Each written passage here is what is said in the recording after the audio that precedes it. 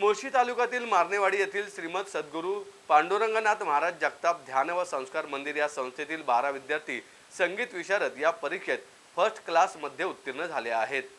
पुणे जिल्ह्यातील व मुळशी तालुक्यातील गरीब होतकरू विद्यार्थ्यांना या संस्थेमार्फत संगीताचे व अध्यात्माचे धडे मिळावेत व संस्कारक्षम पिढी निर्माण व्हावी या उदात्त हेतूने प्रसिद्ध कीर्तनकार व शास्त्रीय गायक हरिभक्तपरायण डॉक्टर विजय महाराज जगताप यांनी श्रीमद जगद्गुरू पांडुरंगनाथ महाराज जगताप ध्यान व संस्कार मंदिर ही संस्था सुरू केली। या संस्थेद्वारे मुलांना मोफत शिक्षण दिले जाते, तसेच गरजू विद्यार्थ्यांना मोफत वाद्य पुरवणे, शालेय शिक्षणासाठी मदत करणे, याचबरोबर गीतापठण, नामस्मरण व इतर आध्यात्मिक शिक्षण दिले जाते। या संस्थेमध्ये सध्या 125 पेक्षा जास्त विद्यार्थी शिक्षण घेत आहेत व या विद्यार्थ्यांना संगीताचे शिक्षण हरिभक्तपरायण गुरुवर्य श्री जानकीराम जगताप व आघाडीचे युवा तबलावादक ऋषिकेश दादा जगताप हे देत आहेत। भारतीय विद्यापीठ स्कूल ऑफ परफॉर्मिंग आर्ट्स या विद्यापीठाचे संगीत विभागाचे अधिकृत केंद्र मारणेवाडी येथे घेतलेले असून विद्यापीठामार्फत नोव्हेंबर 2024 महिन्यात घेतलेल्या संगीत विशारद पूर्णच्या संस्थेच्या 12 विद्यार्थ्यांनी फर्स्ट क्लास विथ डिस्टिंक्शन व फर्स्ट क्लास अशा ग्रेड मिळवून विशारद ही पदवी प्राप्त केली आहे। विशारद झालेल्या मुलांपैकी बहुतांश ग्रामीण भागातील मुलांनी इयत्ता 10वी मध्ये 85 ते 98% पर्यंत गुण मिळवले आहेत, तर उरलेले 3 विद्यार्थी इयत्ता 9वी व 10वी मध्ये शिकत आहेत। विद्यार्थ्यांच्या या यशामुळे सामान्य कुटुंबातील गोरगरीब विद्यार्थ्यांना संगीत क्षेत्रात पुढील प्रगती करण्यासाठी प्रोत्साहन मिळाले आहे। मुळशी तालुक्यातील खेड्यांमध्ये असलेले हे विद्यार्थी घरची व शेतातील सर्व कामे सांभाळून शालेय शिक्षणाबरोबरच संगीताचे शिक्षण घेत असून त्यांनी कमी वयातच मिळवलेली तबला विशारद पूर्ण ही पदवी म्हणजे मुळशी तालुक्यातील हे पहिले यश असून कौतुकास्पद व अभिमानास्पद ठरले आहे। रामकृष्ण हरी। मुळशी तालुक्यामध्ये मारणेवाडी नावाचं छोटंसं गाव, त्या गावामध्ये ब्रह्मीभूत श्रीमद सद्गुरू पांडुरंगनाथ महाराज जगताप यांनी आपली तपश्चर्या केली। महाराजांची समाधी तिथे आहेत।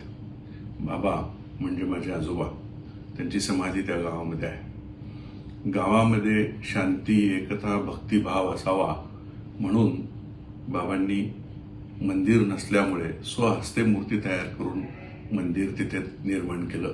तेच मंदिर आजही गावामध्ये आहे। बाबांची जी आध्यात्मिक साधना, भक्ती किंवा त्यांनी जे अधिकारी शिष्य तयार केले, विपुल ग्रंथ साहित्य निर्माण करून ठेवलं, त्याशिवाय त्यांचं एक वेगळं असलेलं एक अंग म्हणजे समाजाप्रती त्यांची असलेली एक कळकळीची भावना, संतत्वाची भावना की समाजामध्ये सुधारणा कशी व्हावी, एक सात्विक समाज निर्माण कसा व्हावा, त्यासाठी बाबांनी भरपूर प्रयत्न केलेले त्यांच्या चरित्रातून, इतिहासातून दिसतात। त्याचप्रमाणे आम्हाला जेव्हा करता येऊ लागलं तेव्हा मी पहिल्यांदा गेले 30 वर्ष आम्ही खरं तर प्रयत्न करतोय, मी आणि माझे दोन्ही बंधू। मी माझ्या भावाला म्हणजे हरिभक्तपरायण जानकीरामांना जगताप यांना सांगितलं की तबला शिकवायला पुण्यात सुरुवात करू नका, गावाला करा। त्यांनी गावाला तबला शिकवायला सुरुवात केली। त्यावेळेला घरून जाऊन मुलांना बोलून आणून तबला शिकवायला सुरुवात करावी लागली। मग तबला, हार्मोनियम, गाणं अशा सगळ्या संगीत कला, महारिपाठ, भगवद्गीता, संस्कार वर्ग, नामस्मरण असं सगळंच आपण शिकवून मुलांच्यावरती संस्कार करत आहोत। यावर्षी अत्यंत आनंदाची गोष्ट म्हणजे अण्णांचे, माझ्या बंधूंचे 12 विद्यार्थी प्रथम श्रेणीमध्ये अतिशय उत्तम मार्क मिळवून संगीत विशारद ही पदवी प्राप्त करते झाले। म्हणजे ही इतकी आनंदाची गोष्ट आहे। आता त्या भागातील जे लोक असतील त्यांना याच्यातलं महत्त्व अधिक कळेल।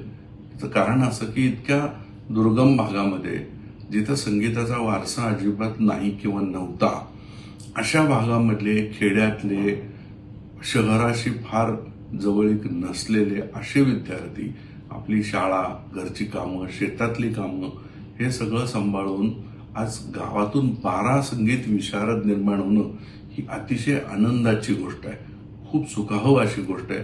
त्याचं कारण असं की हे विद्यार्थी पण त्यांच्या जीवनात जिथे कुठे असतील तिथे संगीत आणि संस्काराचं शिक्षण पुढच्या पिढीला देतील आणि हा प्रचार खूप वाढेल, हा त्याच्यातला खरा आनंद आहे। ही खूप आनंदाची गोष्ट आहे। सगळ्या विद्यार्थ्यांचं मी मनोमन अभिनंदन करतो। धन्यवाद। रामकृष्ण हरी।